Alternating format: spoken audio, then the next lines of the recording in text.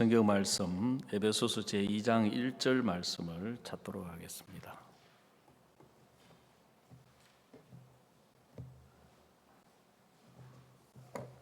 신약 성경 에베소서 제2장 1절입니다. 강대상에 물 좀 갖다 주시겠어요?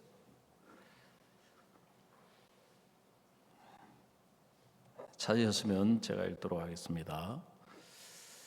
너희의 허물과 죄로 죽었던 너희를 살리셨도다. 그때 너희가 그 가운데서 행하여 이 세상 풍속을 쫓고 공중의 권세 잡은 자를 따랐으니 곧 지금 불순종의 아들 가운데서 역사하는 영이라.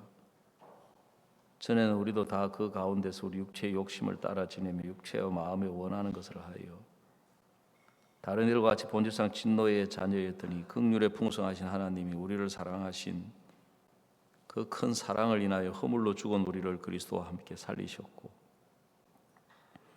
너희가 은혜로 구원을 얻은 것이라. 또 함께 일으키사 그리스도 예수 안에서 함께 하늘에 앉히시니 이는 그리스도 예수 안에서 우리에게 자비하심으로써 그 은혜의 지극히 풍성함을 오는 여러 세대에 나타내려 하심이니라.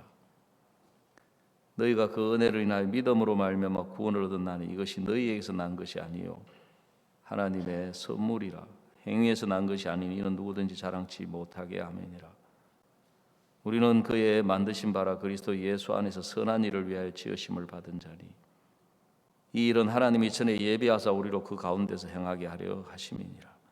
10절 말씀까지 읽어드렸습니다. 신앙은 우리의 마음을, 하나님은 우리 마음을 하나님의 말씀 앞으로, 하나님의 말씀 안으로 우리를 이끌어 가시고 데려가셔서 하나님 안에서, 말씀 안에서 보여주시고 듣게 하시고 알게 해주려고 하시는 것이고요. 사탄은 반대로 우리 마음이 말씀을 떠나서, 하나님을 떠나서 내 인간적인 마음과 인간적인 생각 안에서 보고 듣고 살아가도록 그렇게 우리를 끌어가고 있습니다.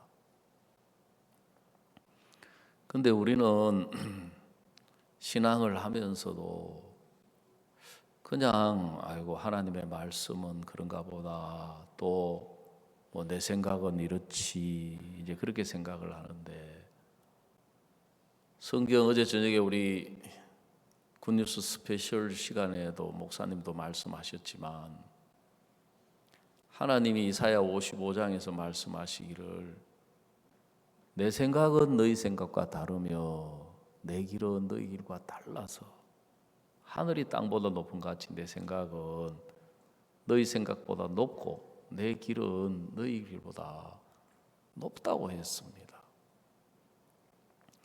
그래서 똑같은 문제, 똑같은 형편, 똑같은 일을 내 생각으로, 내 마음으로 보고 듣고 생각하는 것과 하나님의 은혜를 입어서 하나님의 말씀 안에서 하나님의 말씀으로 보고 듣고 생각하는 것이 전혀 다르다는 것입니다. 그래서 우리가 잘 아는 요한복음 5장에 나오는 38년 된 병자에 대한 말씀도 보면 정말 38년 된 병자가 자기 자신으로 보면 38년 동안 하루도 아니고 이틀도 아니고 우리나라 속담에도 긴 병에 효자 없다고 하는데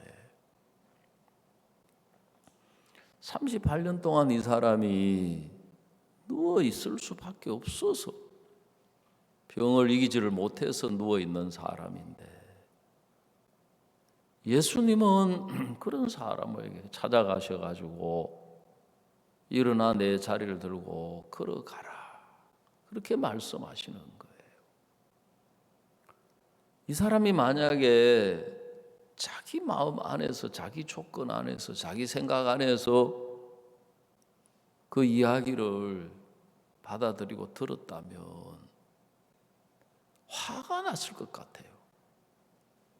당신 지금 누구야 지금? 당신 지금 뭐 내 사정을 알고 하는 이야기야, 모르고 하는 이야기야? 보면 당신 눈으로 보는 것도 없어? 내가 여기 누워 있고 싶어서 누워 있는 줄 알아? 누구는 뭐 이루고 싶어서 이런 줄 알아? 내가 여기 있으면서 얼마나 많은 고통을 당하고 괴로움을 당하고 슬픔을 당하고 가족도 버리고 자식도 버리고 아내도 버리고 내가 이제 오갈 데 없어가지고 여기서 저 물이 동하면 거기라도 좀 들어가 볼까 싶어서 왔는데 내 힘으로 내 발로도 걸어 들어갈 수 없어서 지금 갖고 있는데 나를 보고 일어나 들고 자리 들고 걸어가라니 당신 미친 사람 아니야? 얼마든지 그렇게 생각할 수가 있을 거라는 거죠. 그런데 예수님 편에서 보면 예수님이 일어나 자리 들고 걸어가라고 하실 때는 예수님 마음 안에는 이 사람이 일어나 자리를 들고 걸어가도록 돼 있는 거예요. 그래서 예수님은 일어나 자리 들고 걸어가라 그렇게 말씀하시는 거예요.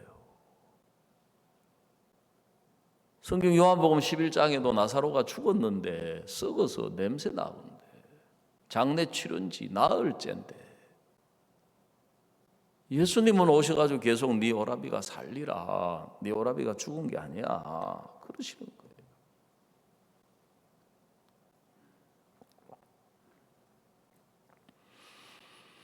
근데 이제 마리아 마르다는 그 예수님의 말씀, 예수님의 마음을 못 받는 거예요. 왜? 그동안 병으로 고생했고 예수님이 안 죽는다 그래서 안 죽을 줄 알았는데 죽었잖아요. 그리고 이제 장례 치른 지 나흘째인데 오셔가지고 또 자꾸 산다고 하니까 그래 이제 이해가 안 가는 거지요. 그래 이제 이해를 했어요. 마지막 부활 때는 살겠지요. 왜? 그때는 뭐 모든 죽은 자가 다 살아나니까. 이 마리아 마르다는 이제 예수님도 알고 성경도 알고 부활이 있는 것도 알고 이제 우리 말하자면 이제 구원받고 신앙하는 사람이니까. 근데 예수님이 네 오라비가 산다 하시는 이야기는 우리가 볼 때는 마리아 마르다가 볼 때는 병으로 고생하다 죽었고 또 이제 그 장례 치루었고 지금 나흘째라서 더운 나라니까 지금 시체가 벌써 다 부패했는데 예수님이 산다고 하니까 그게 이제 안 받아지는 거죠. 그 하나님은 우리에게 일을 하실 때 먼저 우리 마음에 하나님의 마음을 넣어주시고 하나님의 말씀을 넣어주셔서 우리 마음이 하나님의 마음과 같아질 때 하나님은 우리를 통해서 일을 하실 수가 있는 거예요. 그래서 다윗이 복받은 게 특별한 게 아니고 사도행전 13장에 말씀하시기를 내가 이새의 아들 다윗을 만나니 내 마음에 합한 사람이라 그랬어요.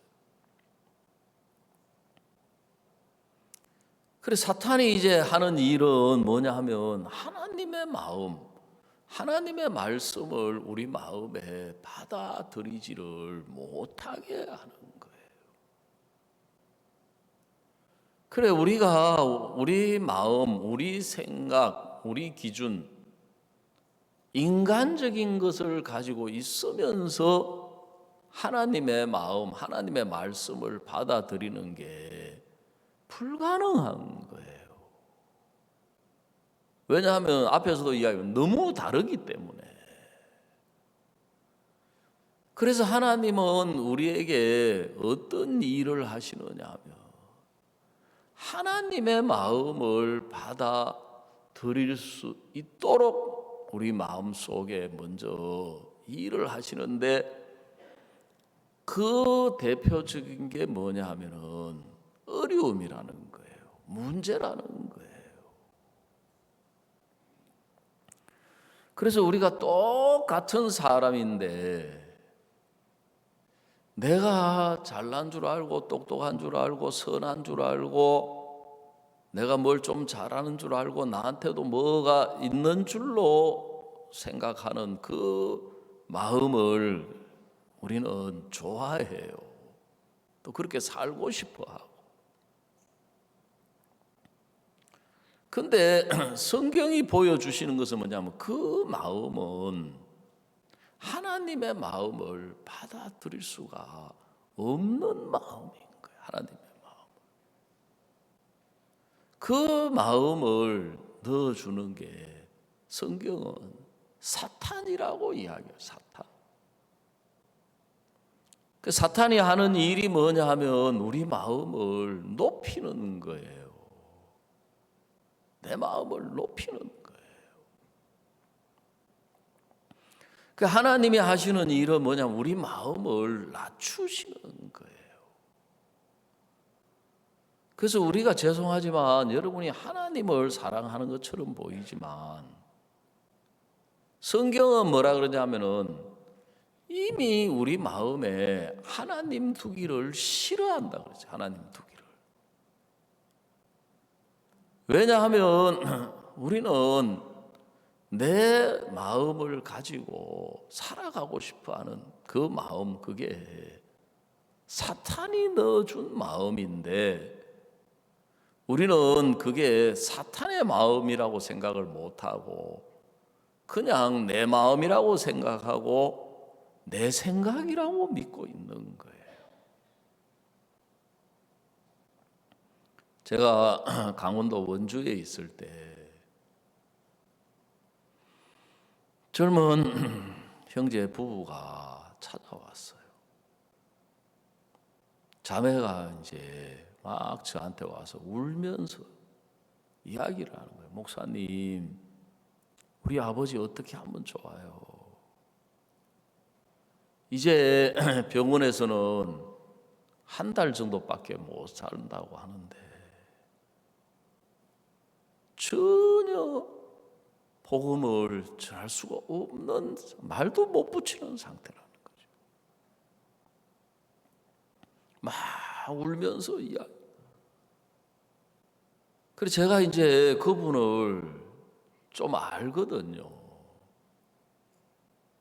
그분이 이제 자매 고향이 강원도 그 속초 밑에 양양이라고 하는 곳이 있는데 이 아버지가 이제 어느 날 좀 건강이 조금 안 좋은 것 같아가지고 그 가족들이 서울대에 계셔서 서울대학교 병원에 모시고 가서 진찰을 해보니까 췌장에 암이 이제 시작이 된 거예요. 그래서 서울대학 병원에서는 이제 당연히 초기고 하니까 수술해서 잘라내면 살 수가 있습니다. 근데 이분이 어떤 분이냐면 한약에 대해서 독학으로 혼자 이렇게 공부를 많이 하신 분이에요.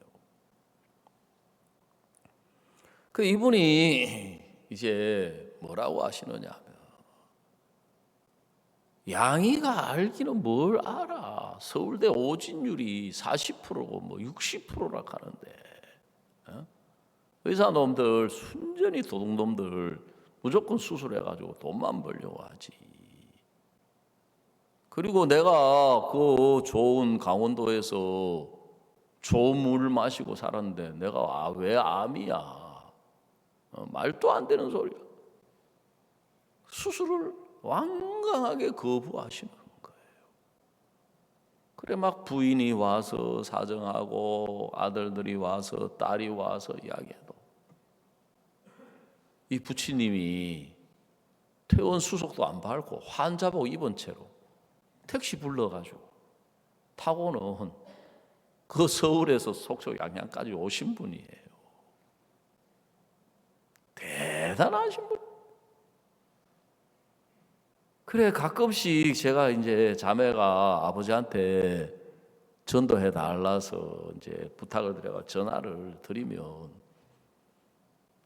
거의 저는 3분, 5분도 이야기를 못 해요. 그분이 1시간 가까이 이야기를 하시는 거예요.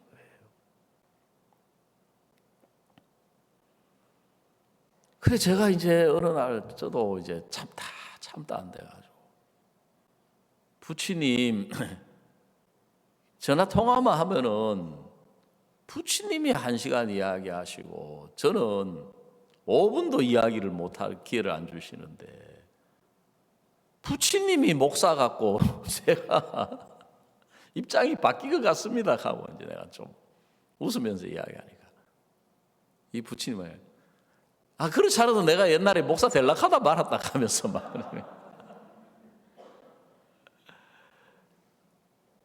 그래 그때 당시에 속초에 이제 심성환 목사님이 계셔가지고 제가 또 자주 못 가고 막 그러니까 그 우리 자매 아버지 거기 계시는데 좀 가서 전도 좀 해달라고. 그래 이제 목사가 선배가 부탁하니까 안 갈 수 없잖아요. 찾아갔는데 갈 때마다 가면은 이분이 목사님이 이야기하시는 게 아니라 그분한테 2시간씩 훈시 설교를 듣고 온다는 거예요. 진짜 내가 그런 사정을 너무 잘 알기 때문에 막 자매가 울면서 목사님 어떻게 해요? 우리 아버지는 어떻게 해요? 내 마음에 무슨 생각이 들겠습니까? 내가 봐도 자매 아버지는 어려울 것 같다 하는 마음이 이만큼 올라오는 거예요. 내 마음에. 그런데 어떻게 그렇게 이야기를 해요? 무슨 소리 하느냐고. 어떡하기는 복음 전해서 구원받아야지. 목사님 우리 아버지 아시잖아요. 우리 아버지는 안 돼요. 그 쓸데없는 소리 하지 말라고. 그래 이제 보내놓고 이제 생각을 해보니까 정말 이분이 이제 구원을 받으시려면 자기가 그 암이 아니다. 그 다음에 한 수 더 떠가지고 집에 이제 돌아가셔가지고 생각을 해보니까 좀 찜찜하잖아요. 그 다음 생각이 어떻게 진전이 됐느냐면 암이라도 좋다. 내가 한방 지식이 있는데 여기에 속초에서 나는 산나물, 뭐 더덕, 뭐 이런 거 있잖아요. 도라지부터 시작해가지고 그 다음에 이제 오늘부터 약수물만 다 떠다가 먹고 살면 내가 암이라도 치료할 수 있어. 그래 이제 원래 서울대 병원에서 진찰할 때는 한 1년 정도 사실 것 같다고 이렇게 이제 예상을 했는데 1년이 됐는데도 이분이 이제 세상을 안 떠나시니까 그러면 그렇지 놈들 암이 아니었든지 필시 암이었어도 나는 암을 이긴 사람이야. 그 마음을 가지고 계시는 거예요. 그런데 이제 하도 그래서 이제 가족들이 또 권해가지고 이제 이번에는 원주 기독병원에 데려가서 진찰을 해보니까 암이 퍼지는 속도가 나이가 들고 몸 상태에 따라서 다 틀려요. 이분이 이제 전이가 좀 더디돼 가지고 한 달밖에 이제 못 산다는 거죠. 그런데 다 퍼졌어요 몸에는 이미. 그래서 제가 자매가 울면서 이야기를 해서 어떻게 해요? 찾아가니까 저를 또 앉혀놓고는 2시간 동안 또 훈시를 하는 거예요. 목사님, 암에는 뭐가 좋고 뭐가 좋고 뭐가 좋고 뭐가 좋고 막.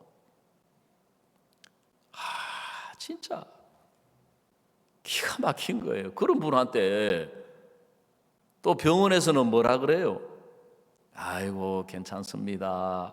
아무 걱정하지 마시고 먹고 싶은 거 마음껏 드시고 가시고 싶은 거 마음대로 다니시고 아무 문제 없습니다. 여러분 그 말은 무슨 말이에요? 우리가 들을 때 당신은 곧 죽습니다 그 소리거든요.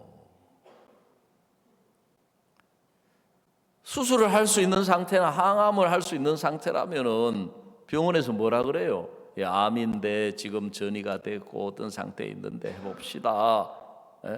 이렇게 이야기하거든요. 그 이분은 자기가 이제 암이 아니었거나 암을 정복했다고 믿고 있는데 병원에서 이제 그렇게 이야기하니까 봐라. 병원에서 아무 문제가 없다고 하잖아. 그걸 이제 심리 용어로요. 확증 편향이라 그래요. 그게 뭐냐면 듣고 싶은 소리만 듣는 거예요. 자기 마음에 맞는 소리만 듣는 거예요. 제가 기가 막혀가지고 진짜 눈앞이 깜깜한 거. 그 방법은 뭐냐? 하나밖에 없다. 이분이 지금 착각 속에 있는데 실상을 가르쳐 드려야 돼. 실상. 그래서 사위 보고 가서 이야기를 하겠어요. 사위가 가서 아버지에게, 장인에게 사실대로 이야기를 드려라. 그래가지고 사위가 가가지고 저기 아버님 사실은 이제 암이 다 퍼져서 이제 한 달밖에 못 산답니다. 하니까 이분이 막 화가 나가지고 막 사위한테 막 쌍욕을 해줘. 원래 그런 분이 아닌데 와가지고 막 사위한테 막 그 전화통을 막 집어 던진 거예요. 옛날에 그 다이알식 있잖아요. 사위가 놀래가지고 도망을 나왔어요. 깜짝 놀래가지고 막 도망을 나온 거예요. 어떻게 해요 이제? 어떻게 하겠냐? 딸이 가서 이 사실대로 이야기를 드리라 했어요.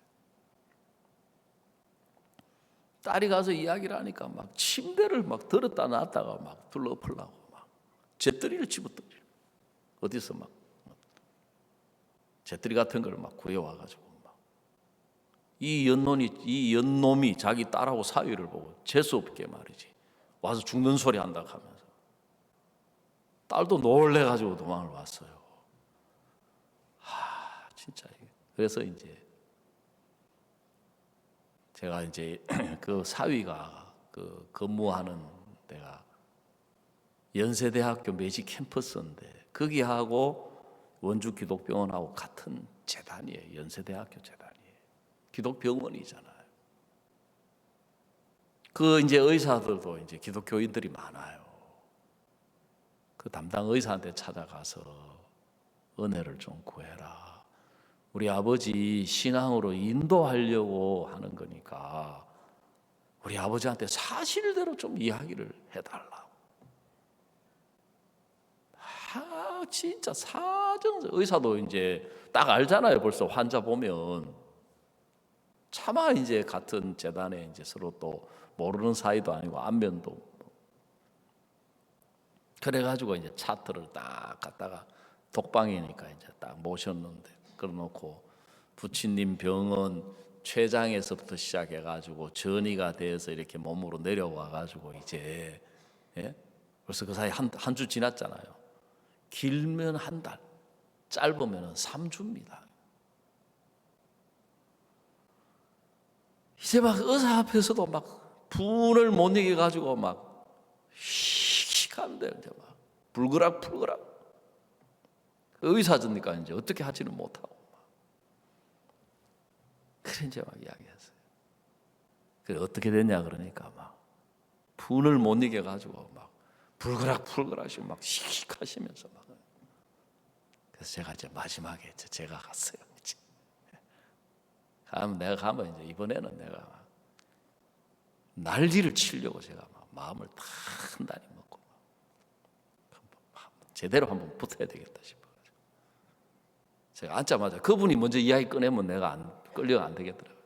앉자마자 부치님, 내 부치님 같이 교만한 사람 처음 봤다 하면서 뭐 암을 정복하고 어디 얼토당토하는 소리 하시느냐고, 서울대학 병원보다 더 잘났느냐고, 그것도 뭐라고 지금 다 죽어가고 있는데 어디 착각 속에서 지금 막 어디서 엉뚱한 소리 하고 계시냐고 막 내가 막 난리를 쳤거든요. 선수 쳤거든. 부처님 지금 제정신인 줄 아냐고. 몸만 제정신이 아니고 정신도 지금 완전히 막 단단히 지금 막 미쳤다고 막. 그 사이에 제가 이야기 드는 게 아니고 보니까 이제 마음이 무너지신 거예요. 보니까 이제 막 눈물을 쭉 흘리시는 거예요. 부처님 보십시오. 지금 벌써 몇 년 동안 저하고 전화할 때마다 제 이야기 한마디 안 들으시고, 속초의 심성한 목사님 그렇게 자주 찾아가도 한마디 안 들으시고, 부처님 죽으면 뭐 그만이라고요? 이 고통 당하고 있는데 죽으면 그만일 거라고 아냐고 말이지. 소리 안.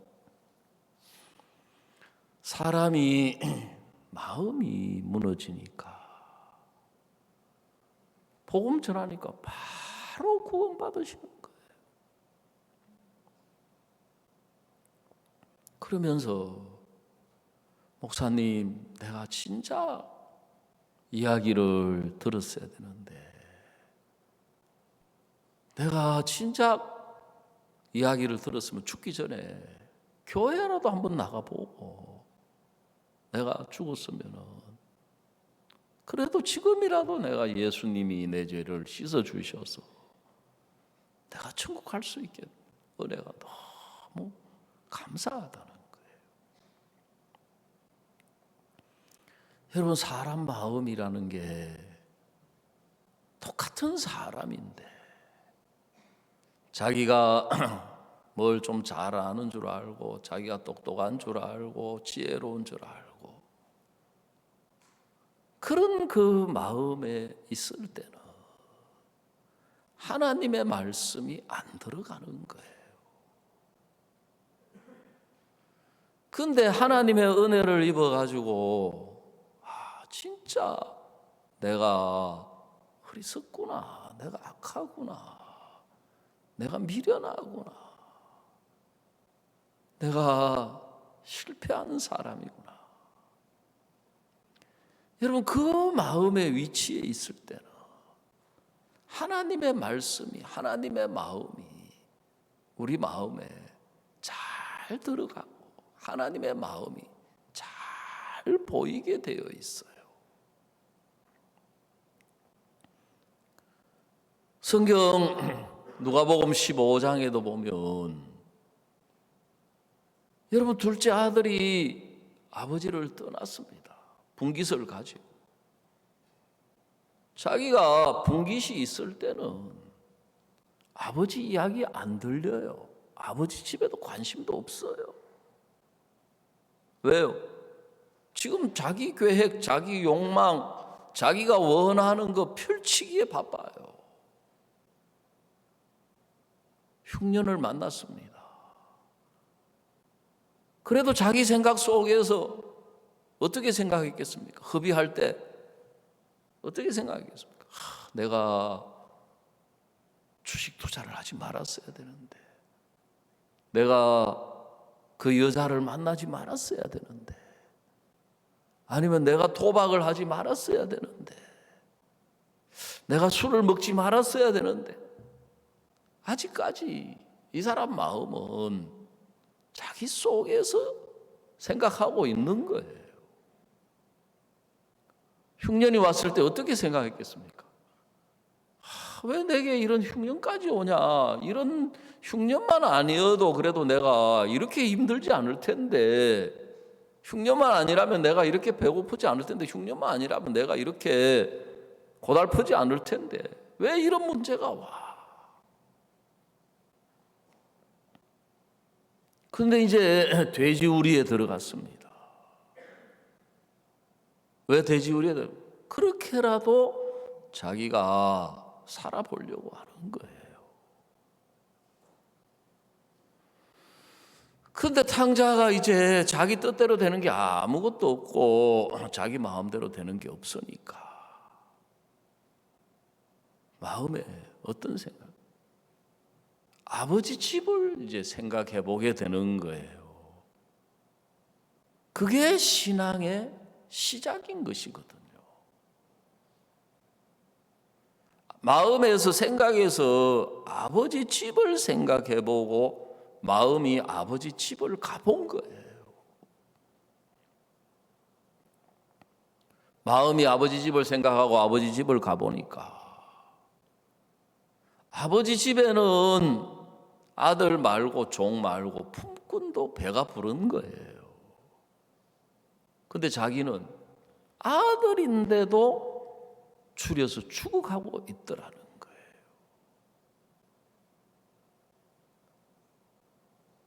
룻기라는 성경에도 보시면 우리 한번 찾아봅시다. 룻기 1장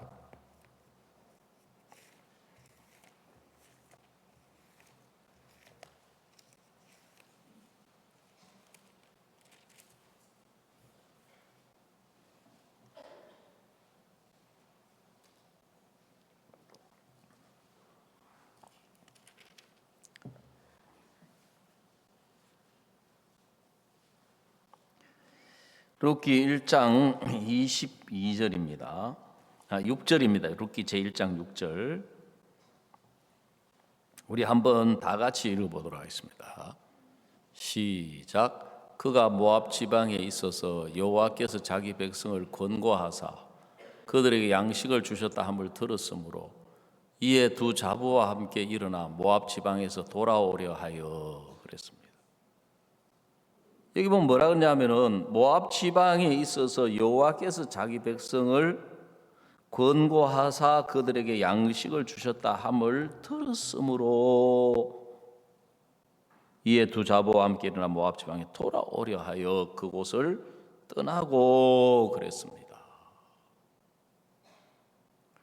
여러분, 이 여자의 마음에, 이 여자의 귀에 그동안 베들레헴의 소리가 들려오지가 않는 거예요. 베들레헴에 대해서 마음이 가지가 않는 거예요. 왜 베들레헴에 대해서 마음이 가지 않았느냐 하면 그동안 이 여자 마음에 모압에 갈 때는 가진 것도 있었고 거기서 잘 살아보려고 한 거예요. 지금은 우리나라가 이렇게 잘 사는 나라가 됐지만 우리나라가 가난하고 어려운 시절에 아메리칸 드림이라 그랬습니다. 아메리칸 드림. 지금은 이제 우리나라가 물론 여러분이 생각할 때는 뭐 그렇게 못 느끼실지 모르지만 이제는 코리아 드림이라 코리안 드림. 그래 지금 우리 미국에도 우리 굿뉴스 테올로지 스쿨 해가지고 굿뉴스 신학교에 입학해서 지금 말씀을 듣고 배우는 대부분의 사람들이 목사님들인데 약 12,000명쯤 지금 수업을 받고 있거든요. 온라인으로 하는 수업이기 때문에. 여러분 그분들이 한국을 그렇게 와보고 싶어 하시는 나라가 됐어요. 우리나라가. 그리고 우리나라가 무비자로 들어갈 수 있는 나라 국가 수가 약 190개 나라인데 그런 여건 세계에서 두 번째 우리 여건이 좋은 여건이에요. 초창기 아메리칸 드림을 꿈꾸고 가는 사람들이 미국에 갈 때 어떻게 가느냐 하면 내가 미국에 가가지고 미국의 경제를 한번 주름 잡아야 되겠다. 그런 청혼에 푸른 꿈을 안고 미국을 간다는 거죠. 그런데 미국에 가가지고 발을 붙여보면 현실은 신발 가게 점원, 세탁소 직원, 왜? 할 수 있는 일들이 그것밖에 없어요. 그래 미국에 가가지고 그 사람이 무슨 일을 할지는 어떻게 결정이 되느냐 하면은 그 사람에게 공항에서 마중 나오는 사람이 누구냐에 의해서 결정된다는 거예요. 신발 가게 점원으로 있는 사람이 나오면 미국 가가지고 신발 가게 점원이 되는 거예요. 세탁소의 그 직원, 그 미국은 딜리버리라 그래가지고 세탁물을 모아다가 가져다가 세탁소 갖다 주고 또 세탁한 걸 그 사람들에게 배달해 주는 그런 직업도 있어요. 그런 사람이 마중 나오면 그거 하게 되는 거예요. 왜요? 할 수 있는 게 그것밖에 없기 때문에.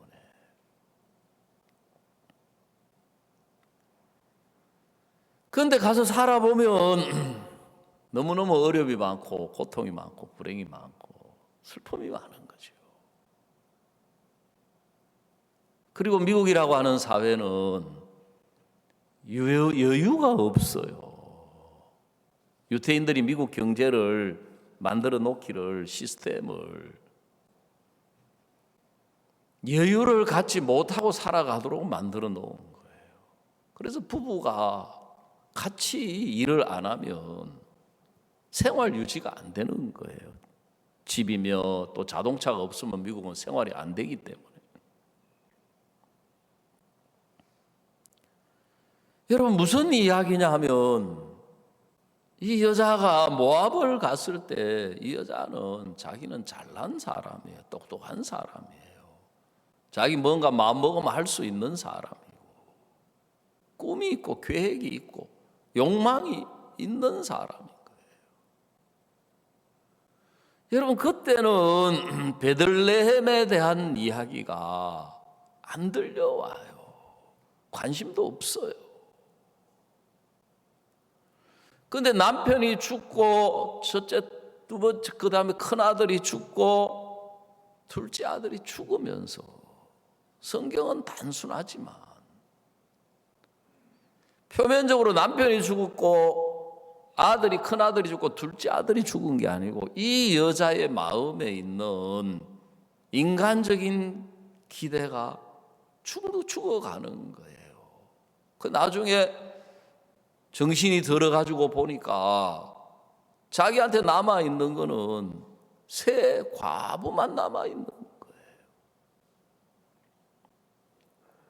고통밖에 없고 슬픔밖에 없는 거죠.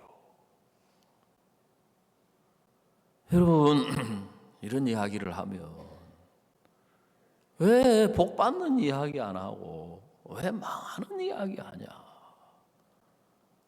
왜 잘 되는 이야기 안 하고 왜 실패한 이야기 하느냐? 막 세상 교회들은 예수 믿으면 잘 된다, 복 받는다.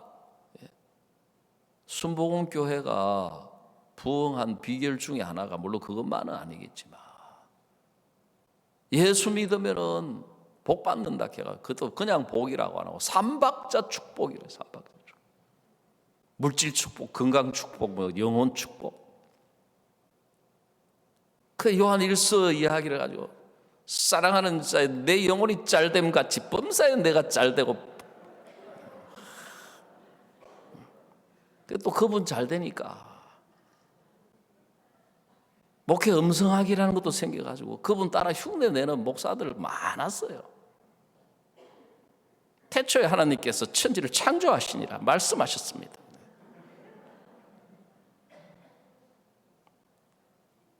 절대 제가 비웃는 게 아니에요. 그분 교회에 사람들이 구름대같이 몰려들어요. 그런데 그분 죽기 전에 연세 많아가지고 제가 그 영상 간증을 들어봤어요. 이 사람 구원받은 분 아니에요. 거듭난 분 아니에요. 죄사함 받고 거듭난 거하고는 아무 상관없는 거예요.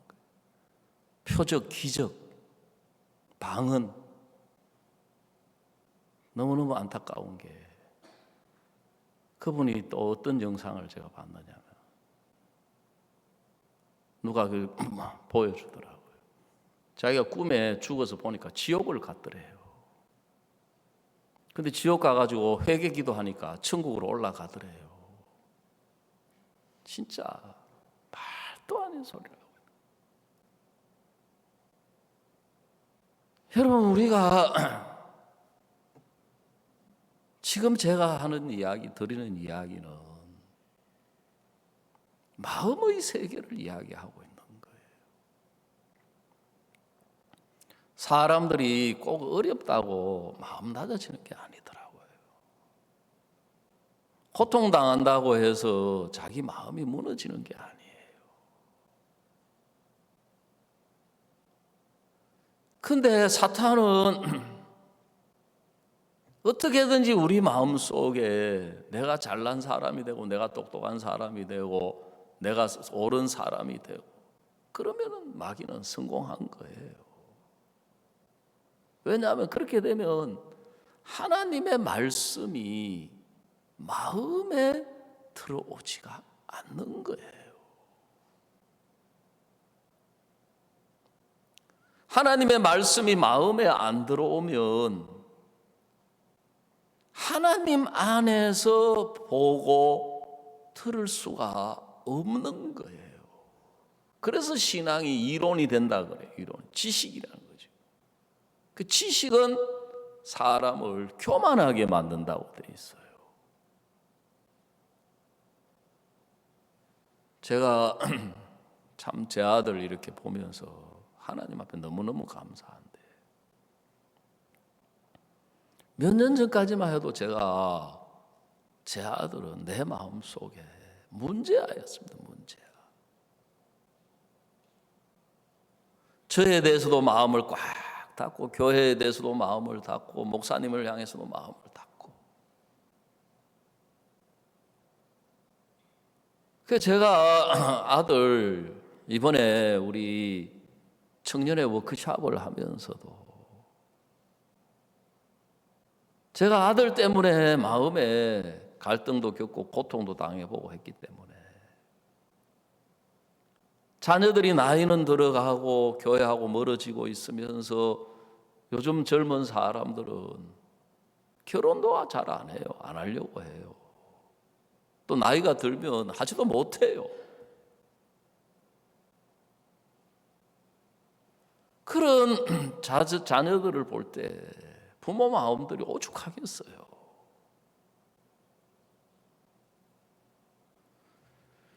그래서 2022년을 하나님이 우리한테 주셨는데,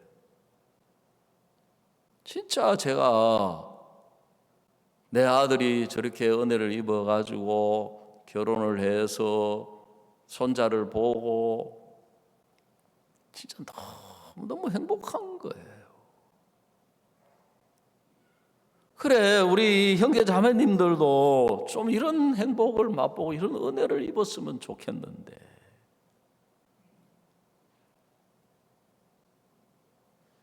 제가 제 아들을 이렇게 보면서 제 마음의 위치가 어떤 위치였느냐, 늘 내가 내 아들을 위하는 위치에 있습니다. 왜? 아버지니까.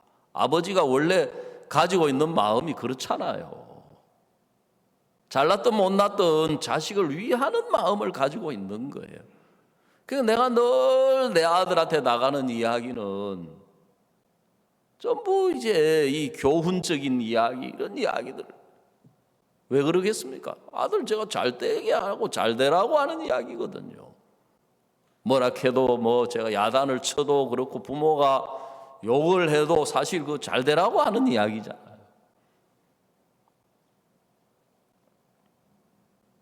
근데 제가 볼 때 제 아들이 잘 되는 게 아닌 거예요. 제약가림도 못하고. 그래, 다른 사역자 아이들 보면은 뭐 특별한 믿음 없어도 제약가림 하면서 막 잘 살아가는 사역자 아이들도 있는 거예요. 생활력도 강하고 보면은 의지도 있고 보면 꼭 제 아들을 제가 제 아들을 화가 나는 게, 이도 저도 아닌 죽도 밥도 아닌 예? 반거치라 반풍수, 예, 선무당. 반풍수 집구석 망하고 선무당 사람 잡는다 그러잖아요. 그래서 저도 그런 위치에 제가 들어가 본 적이 있기 때문에, 저도 막 그런 갈등을 해본 적이 있기 때문에 아들을 이야기하는데, 제가 볼 때 잘나지도 못했으면서 이야기가 안 들어가는 거예요. 근데 어느 날 제가 제 아들하고 이야기를 하는데, 제 아들이 너무너무 고통하고 있는 걸 본 거예요. 왜 나를 낳았느냐는 거예요. 그 이야기를 들으면서 제 마음이 와르르 무너지는 거예요. 바로 하나님, 제가 죄인입니다. 내가 하나님 앞에 내가 죄인입니다. 내가 아들을 행복하게 해주려고 하고, 내가 아들을 위해 주려고 하고, 이 마음 자체가 너무너무 잘못됐습니다. 이유가 뭐냐면, 내가 어떻게 아들의 인생을 행복하게 해줄 수 있습니까? 내가 내 인생도 내가 올바로 살아갈 수 없는 사람인데, 육신의 부모이기 때문에 먹여주고 입혀주고 채워주고, 그거 가지고 사람이 살 수 있는 게 아니잖아요. 어릴 때는 그렇게 살 수 있지만,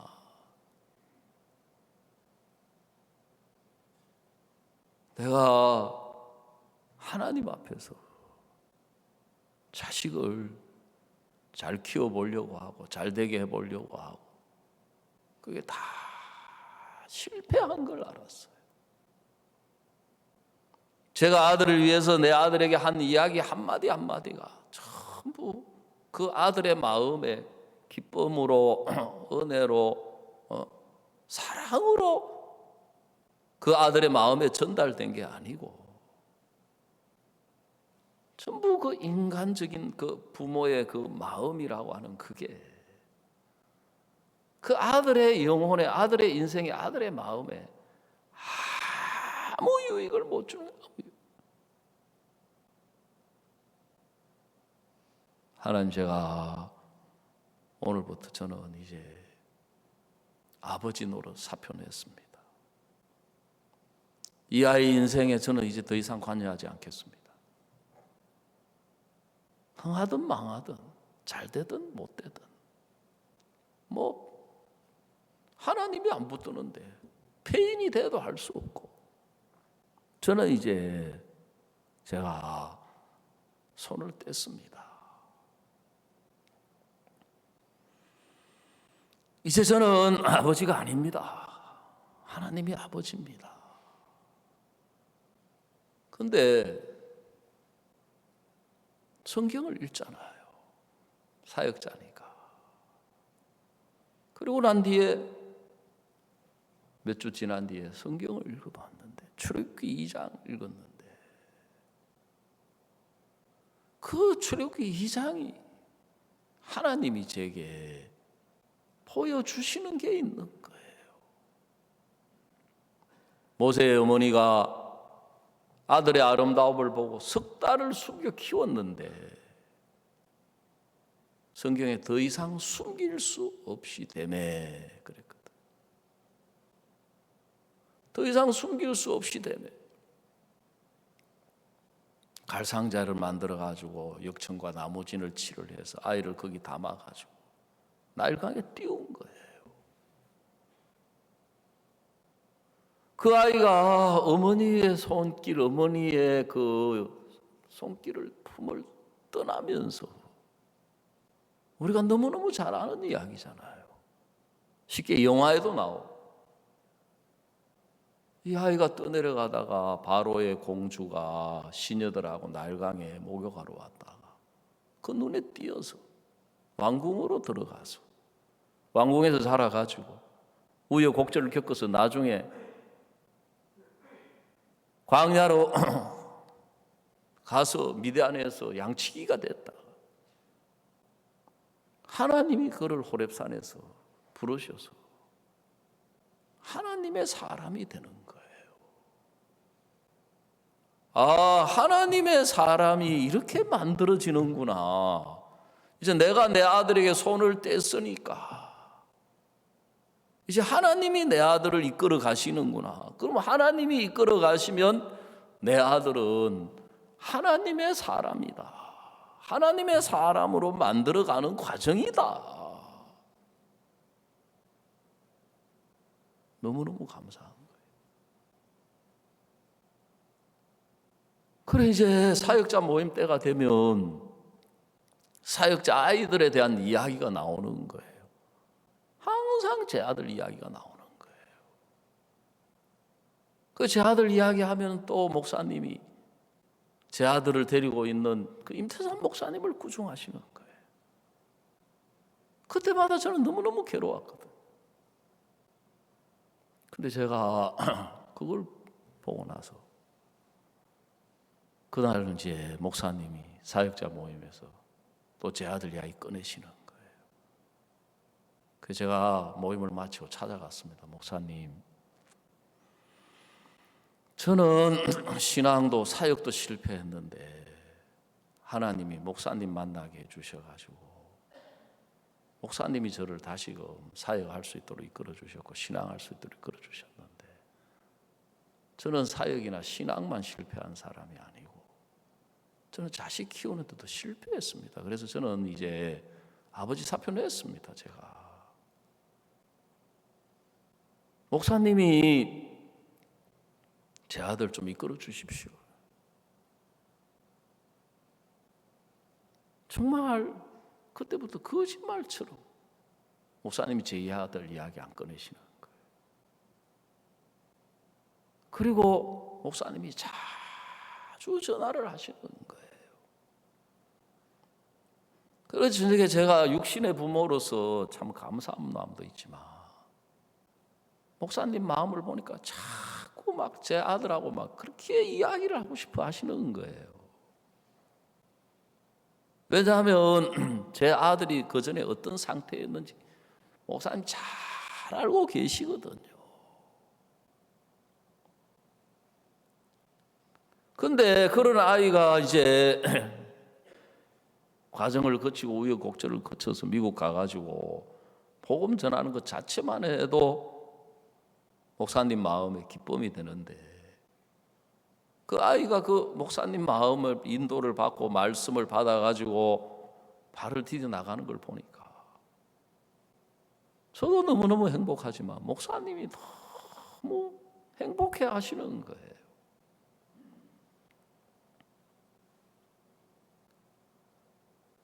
여러분, 저는 제가 참 오랜 동안 제가 사역을 잘하는 사람으로, 은혜를 입는 사람으로, 제가 믿음이 있는 사람으로, 영적인 게 있는 사람으로 살아오려고 했어요.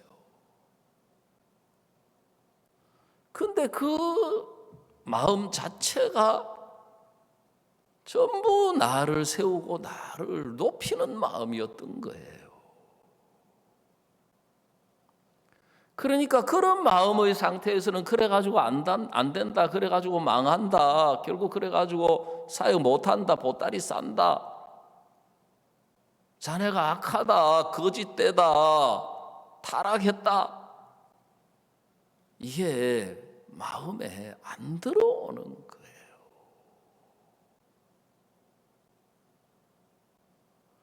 그래, 우리가 형편이 어려워야 어려운 게 아니고 문제가 와야 마음을 낮추는 것이 아니라 하나님이 우리 모습을 성경에 보여주시는 거예요.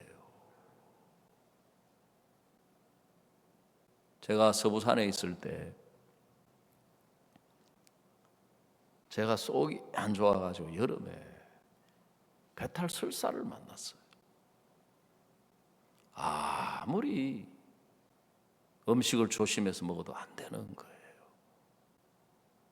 약국에 가니까 이제 약을 주는 거예요. 정노환이라고. 그 약을 먹을 때 그때뿐이에요. 먹고 돌아서면 또 다시 재발이 돼요. 그래서 설교하는 사람이 말씀 시간에 그 화장실이 가고 싶으면 너무너무 괴롭잖아요. 그걸 참고 막 진땀을. 무슨 생각이 드느냐 하면 내가 큰 병에 걸렸는가 보다. 큰 문제가 있는 것보다 내가 이렇게 미련을 부리고 있을 게 아니고 빨리 병원을 가봐야 되겠다. 한 달 이상 고생을 했어요. 그래 병원을 가가지고 이제 가보니까 옛날에 이제 준종합이라 그래가지고 의료보험 되기 전이니까 의사들이 모여가지고 이제 병원을 차려놨는데 내과에 배정을 해줘가지고 가보니까 딱 벌써 한눈에 보이니까 의사들이 이제 가면 의학 뭐 그 명패라는 게 있잖아요. 보면은 뭐 전문의 뭐 아무개, 의학 박사 뭐 아무개 이런 게 있고 그 벽에 보면은 이제 그 학회 졸업 증서 뭐 의사 면허증부터 시작해가지고 이런 게 있는데 명패가 없는 거예요. 아이고 이분 그냥 의사구나, 전문의도 아니구나. 그래 이제 이야기를 그래 어떻게 오셨느냐고 그래요. 얼마나 친절하게 해주시는지 막 저보고 막 청진기를 대보고 또 옷을 걷어 올려더만 등에도 막 청진기를 대보고. 보통 의사들 안 그러잖아요. 누워보라 하더라고요. 그냥 누워가지고 배를 눌러보고 그러면 뭐라 하냐면 직업이 뭐냐요. 아니 배 아픈데 직업도 알아야 되느냐니까. 알면 도움이 된대요. 그래서 제가 이거 요 밑에 있는 목사라 했거든요. 그러니까 의사 선생님이 목사님은 제가 볼 때 이게 스트레스를 많이 받아가지고 신경성인 것 같습니다. 그렇잖아요. 지금 별로 뭐 의사에 대해 탐탁지 않는데 이 친절이 이게 별로예요. 그리고 말씀하시는 것도 뭐 좀 딱부라지게 이야기도 안 하고 이 처방해 줄 테니까 옛날에는 이제 바로 그 병원에 약국이 있잖아요. 드셔보시고 나으면 올 필요 없고 안 나으면 다시 오십시오. 참 하나에서 열까지 별로 마음에 안 드는 거예요. 너무 대수롭지 않게 이야기. 나는 지금 한 달 동안 고생했는데 시간 내서 큰 병원 갈 걸 부산대학병원이나 종합병원 갔어야 되는데 이 시골 변두리 병원에 와가지고 이게 근데 제가 약봉지를 들고 딱 나오는데 내 마음 속에 너 너무 마음이 교만하다. 네가 네 자신에 대해서 뭘 안다고. 의사가 되려면은 의과대학 나와가지고 인턴 레지던트 거쳐가지고 개업의 되려면 최소한 11년 걸리는데 네가 네 자신에 대해서 뭘 안다고. 내 마음이 너무 잘못됐다는 마음이 드는 거예요. 그리고 의사 선생님 말씀처럼 내가 신경성이라는 것은 아무 문제가 없다는 이야기잖아요. 그래 그 약 한번 먹어보자. 먹어보지도 안 하고 네가 그러냐. 근데 진짜 그 약을 딱 먹어보니까 딱 3번 먹었는데 깨끗하게 낫는 거예요. 여러분 하나님은 성경을 통해서 우리 모습을 보여주시는데 우리가 마음이 높아가지고 하나님이 이야기하시는 그걸 못 믿는 거예요. 오늘 우리가 읽은 이 성경 말씀을 보시면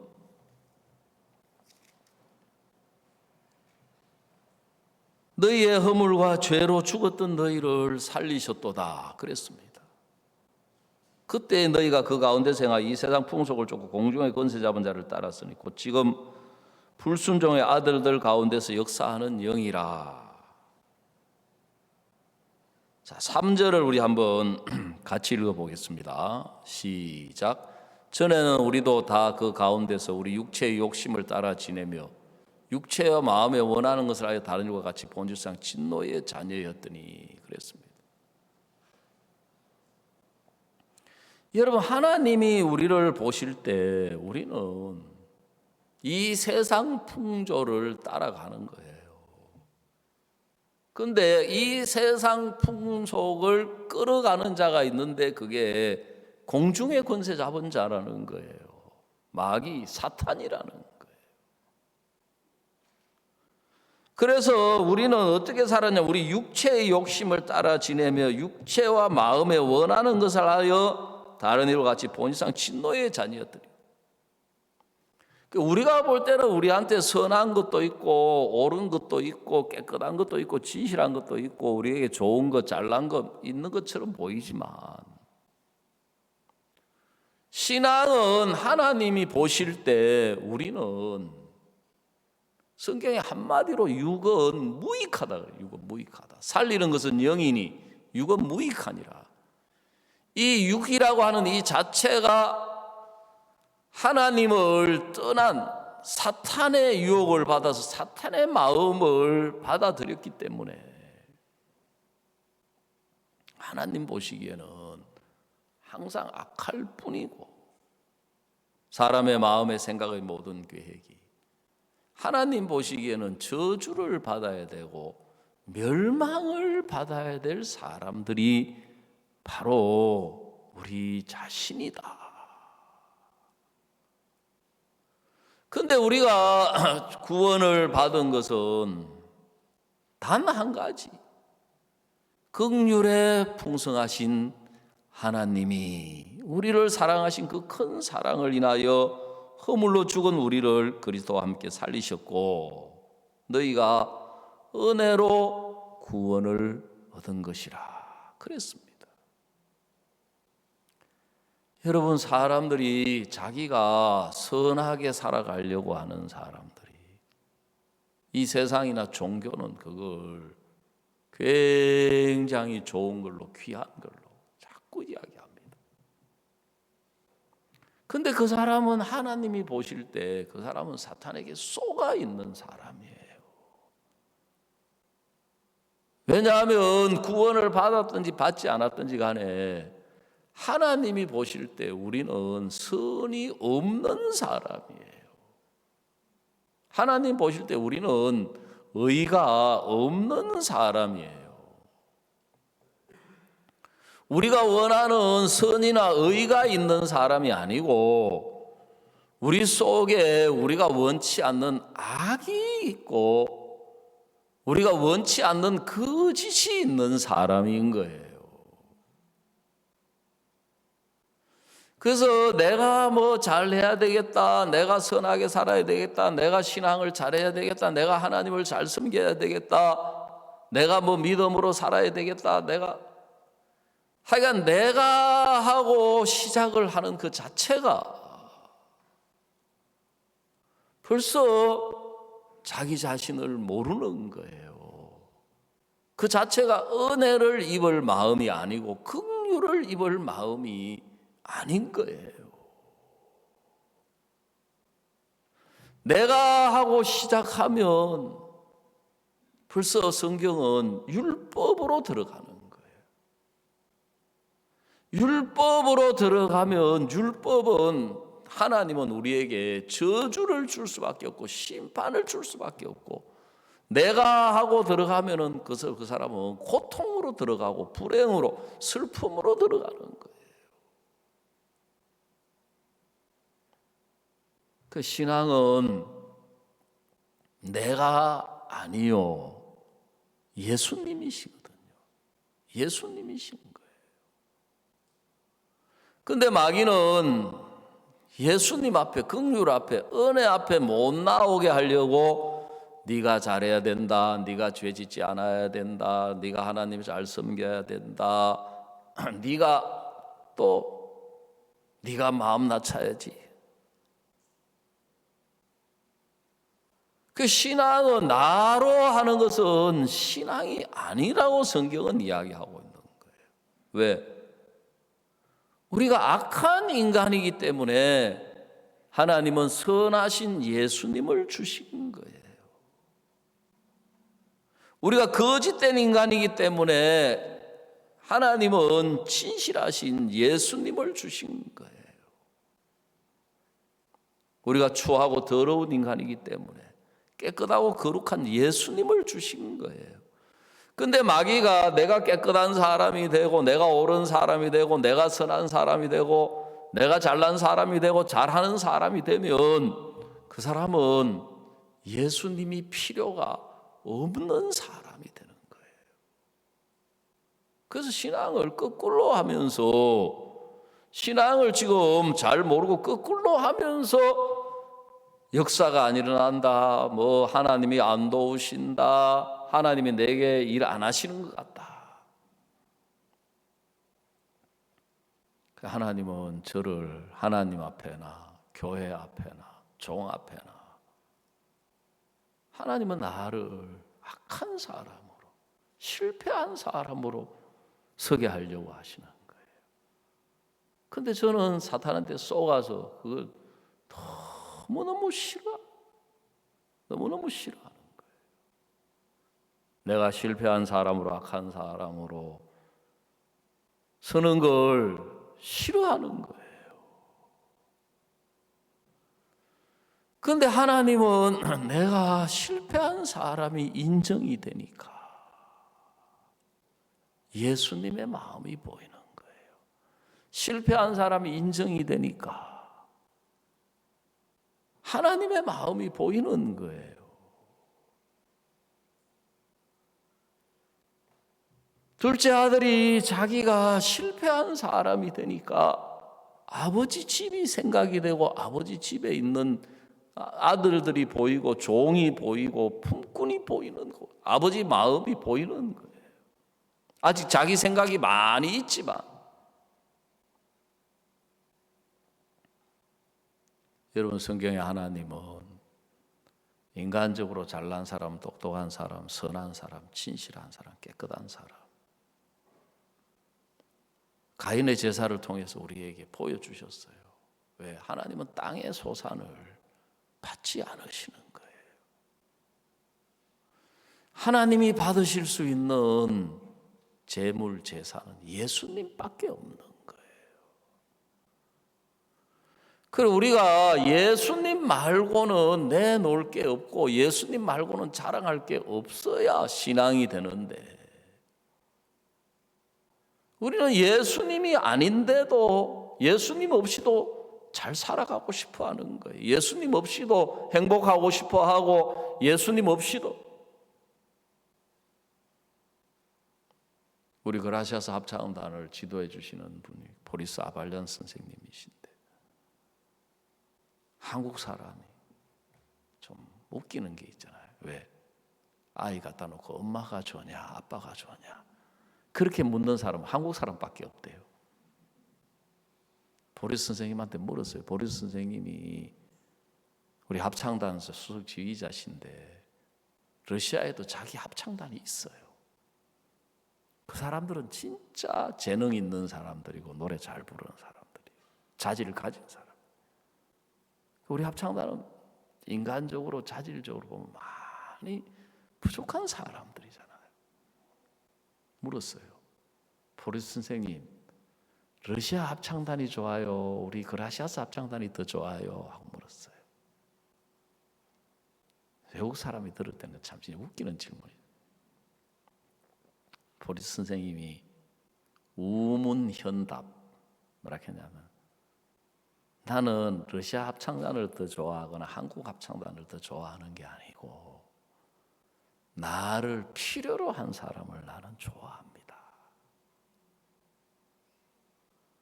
그래, 보리스 선생님 마음의 중심은 한국 합창단을 훨씬 좋아하는 거예요. 왜냐하면 우리 합창단은 자기들이 부족한 걸 알기 때문에 보리스 선생님 같이 훌륭한 정말 세계적으로 유명한 지휘자가 와서 자기들을 가르쳐주는 그 자체를 영광으로 여기는 거예요. 영광으로.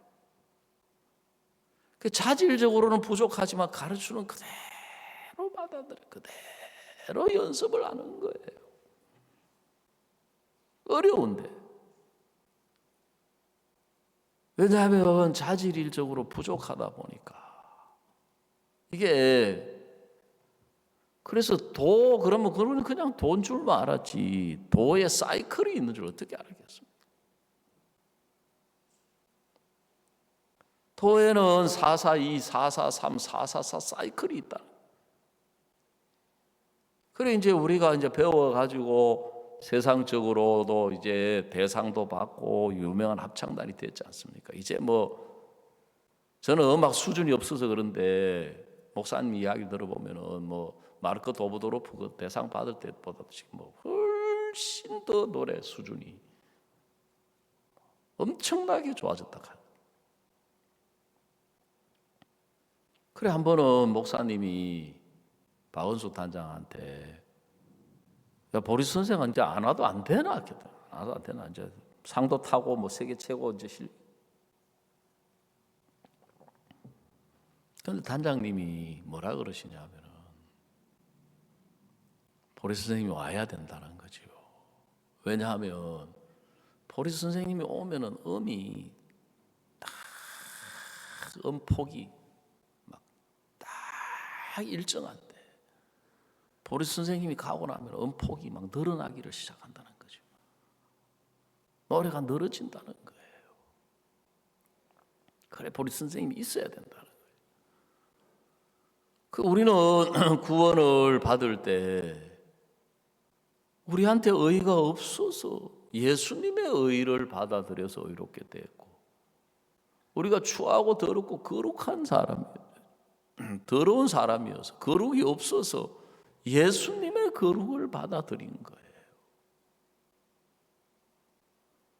저도 구원받기 전에 거듭나기 전에 생각을 해보면 내가 하는 신앙은 매번 매일매일 실패의 연속인 거예요.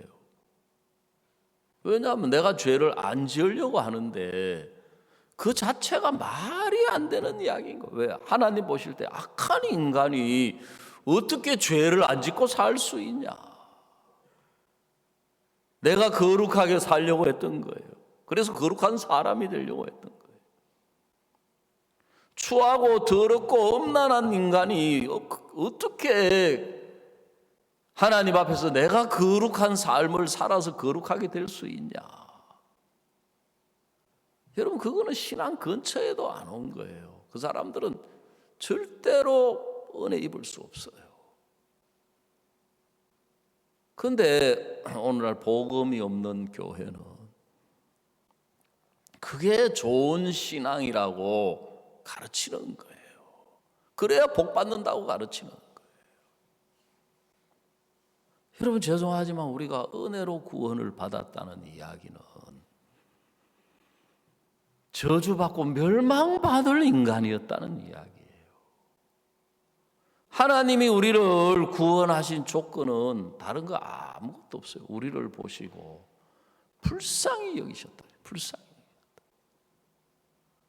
하나님이 긍휼히 여길 자를 긍휼히 여기고 불쌍히 여길 자를 불쌍히 여긴다. 그랬어요. 사탄은 우리를 긍휼의 위치를 떠나게 해서 내가 보고 듣고 생각하는 내 자신으로 살아가도록 하는 거예요.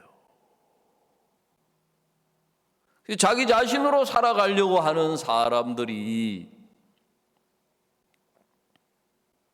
마치 고장난 자동차를 고치려고 하는 거예요. 왜요? 그 차를 계속 쓰려고 하는 거죠. 근데 신앙은 고장난 자동차를 고치는 게 아니라 고장난 자동차를 버리는 거예요. 그러면 예수님이 주시는 새 차가 있는 거예요. 여러분, 하나님 앞에 어떤 사람이 은혜를 입느냐? 하나님의 진단이 나왔어요. 우리에 대해서. 항상 악할 뿐이다. 사람의 마음의 생각의 모든 게 항상 악할 뿐이다. 하나님이 우리를 보실 때 너희들은 실패한 사람이다. 너희들은 망한 사람들이다. 너희들은 악한 사람들이다. 예수님이 아니면 안 되는 사람이다. 그래서 요한복음 15장에서도 너희가 나를 떠나서는 아무것도 할 수 없다 그랬는데, 우리가 육체로 보니까 예수님 굳이 없어도 밥 먹고 살고 옷 입고 직장 다니고 그렇게 사니까 우리가 살고 있고 잘 살고 있는 줄로 생각하고 있는 거예요. 그걸 보고 자기를 믿는 거다 그랬습니다. 여러분, 둘째 아들 아버지가 좋은 옷 입혀주시고 좋은 신발 손에 가락지 왜 주셨느냐 하면 아버지이기 때문에. 아버지는 아들을 불쌍히 여기는 마음이 있는 거예요. 그래서 누가복음 15장에도 보면 아직도 상거가 먼데 아버지가 저를 보고 측은히 여겨 달려가 목을 안고 입을 맞추니 그랬습니다. 그래, 진짜 목사님이 자주 하시는 이야기가, 신앙이 안 되는 사람은 자기가 잘난 줄 알아서 안 된다. 사역이 안 되는 사람도 자기가 잘난 줄 알아서 안 된다. 다른 이유 없다. 못나고 부족해서 안 되는 게 아니고 잘나서 잘난 게 아니라 사탄에게 쏟고 있는 거예요. 마귀에게. 그래서 마귀는 우리를 속여요. 너는 잘하고 있고 잘 되고 있고 너는 괜찮아. 그래서 네가 네 자신으로 살아도 지금 크게 문제되는 거 없잖아. 잘 살고 있잖아. 그래, 청년들 만나가지고 이야기를 해보면 예수님 필요 없는 거예요. 왜? 지 잘 살고 있는데 돈 잘 벌고 있고 잘 되고 있다고 생각을 해요. 형편이 망해야 망한 게 아닙니다. 영적으로 망하면 망한 거예요. 근데 우리는 육체로 보고 생각하기 때문에 형편이 망해야 망했다고 생각하고 육체로 봐야 내가 볼 때 망했다고 생각해야 망한 줄로 생각하는 거예요. 그런데 예수님에게서 떠나 있고 끊어져 있으면 이미 그 사람은 망한 사람이에요. 이미 영적으로 그 사람은 죽은 사람이에요. 그래서 어떻게 살아갑니까? 육체와 마음에 원하는 것을 하여 그랬습니다. 육체와 마음에 원하는 거예요. 그냥 내 마음으로 살고 내 원하는 대로 살면 살아요. 교회 안 다닌다고 다 죽는 거 아니잖아요. 구원 안 받는다고 세상 그렇게 하잖아요. 아이고, 세상 사람도 잘만 사는데. 우리 눈으로 볼 때 우리보다 오히려 하나님 없이 더 잘 사는 사람들이 더 많잖아요. 많은 것처럼 보이는 거예요. 그들이 어떤 고통 당하는지, 얼마나 괴로움 속에 있는지 그건 안 보이는 거예요. 왜? 육체로 보기 때문에. 그러니까 하나님의 말씀이, 하나님의 마음이 안 들리는 거예요. 그래서 우리 사랑하는 아들, 딸들이 이 젊으니까 육체로 살아가잖아요. 세상 살기 얼마나 좋습니까? 열심히 하고 부지런히 하면은 돈도 벌고 사는 것처럼 보이지만 그게 사는 게 아니에요. 사탄에게 끌려가고 있는데 우리가 하나님 앞에 나갈 조건이 긍휼밖에 없다. 그래서 우리 마음에서 내가 진짜 자녀를 믿음으로 이끌지 못했다, 이끌 수 없는 사람이다, 내가 자식을 위해 줄 수 없고 내가 행복하게 해줄 수 없는 사람이다, 내가 내 인생도 내가 못하는 사람이 어떻게 내가 자식의 인생을 내가 이끌고 행복하게 해주려고 한다는 그 자체가 말이 안 되는 거다. 그걸 인정하고 보면 긍휼에 풍성하신 하나님이 그랬습니다. 하나님의 마음에는 긍휼로 가득 차 있는 거예요. 그래서 우리를 불쌍히 여기는 마음. 출애굽기 25장에도 보면 하나님이 법궤 뚜껑을 덮어서 법궤를 만들어 가지고 그 궤짝 안에 율법의 두 돌판을 넣어 가지고 그걸 뚜껑으로 덮어서 그 뚜껑을 속죄소 시언자라 그런 거예요. 시언자. 그 시언자라는 것을 영어에는 그레이스 시트라고 하지 않고 멀시 시트라고 해요. 자비의 자리라고 했어요. 저 긍휼의 자리라는 것입니다. 거기서 하나님을 만나게 되는 거예요. 거기서 하나님의 말씀이 우리 마음에 들려오는 거예요. 거기서 보면 정말 우리가 육신으로 보는 것과 전혀 다른 38년 된 병자도 일어나 자리를 들고 걸어갈 수 있는 사람이 예수 안에서. 나사로 예수님 안에는 살아있는 거예요. 우리가 문제로 보고 있는 것들이 예수 안에서 다 축복인 거예요. 그래서 신앙은 우리 마음이 예수님과 합쳐져서 예수님 안에서 발견하게 되면 정말 우리 마음이 우리가 어렵다고 생각하고 힘들다고 생각하고 뭐가 안 된다, 전부 이런 것들이 다 인간적으로 보고 있기 때문에 그래요. 여러분, 내가 본다고 보는 것이 아닙니다. 듣는다고 듣는 게 아닙니다. 하나님이 보여주시고 하나님이 알게 하시고 하나님이 듣게 하시는 게 아니면 우리는 예외 없이 전부 다 사탄에게 속을 수밖에 없는 사람들이다. 그래서 내일부터 있는 청년회 그 자체보다도 우리 그 청년들, 부모님들뿐만 아니라 우리 온 교회가 정말 하나님 앞에 하나님이 아니면은 안 되는 사람인 걸 인정하고 긍휼 앞에 나아간다면 정말 우리 한 사람 한 사람이 죽게 돌아오는 은혜를 입겠다 하는 마음이 있습니다. 오늘 오전에 말씀을 마치겠습니다. 기도드리겠습니다.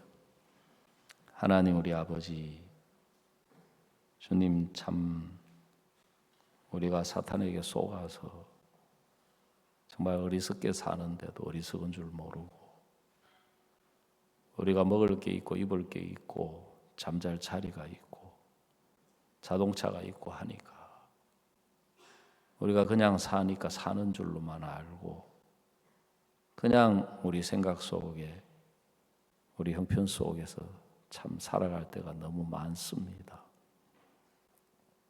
그러다 보니까 우리 마음에 하나님의 말씀이 들리지 않고 하나님의 마음은 보이지 않고 우리가 하나님과 멀리 사탄에게 속아서 하나님의 마음과 상관없이 우리가 살아갈 수밖에 없는데 하나님, 누가복음 10장에 강도 만나 주고 가던 자를 주님이 끌어서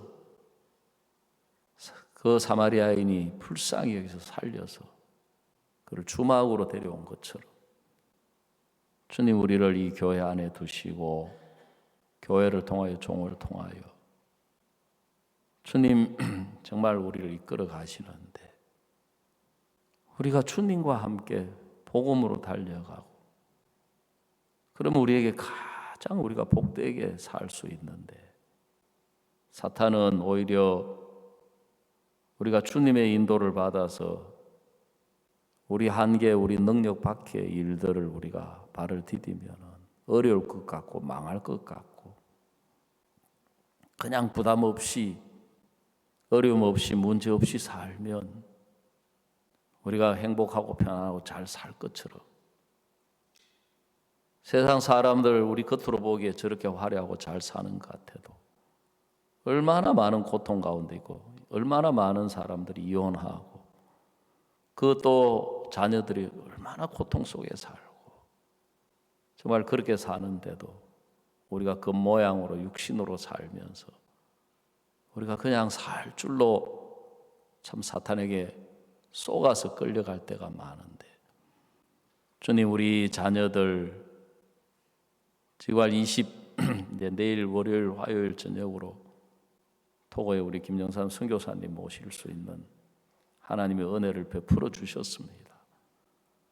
우리 교회 나오지 않는 사람들뿐만 아니라 우리 모두가 다 정말 하나님의 은혜 앞에 긍휼 앞에 우리가 서게 하셔서 하나님의 그 말씀을 통해서 토고에서 일어나는 귀한 하나님의 역사, 믿음의 역사에 우리 교회가 또 우리 한 사람 한 사람이 은혜 있는 시간으로 인도해 주시고 축복하여 주시옵소서. 주님 앞에 감사와 영광을 돌립니다. 예수님의 이름으로 기도드리옵나이다. 아멘.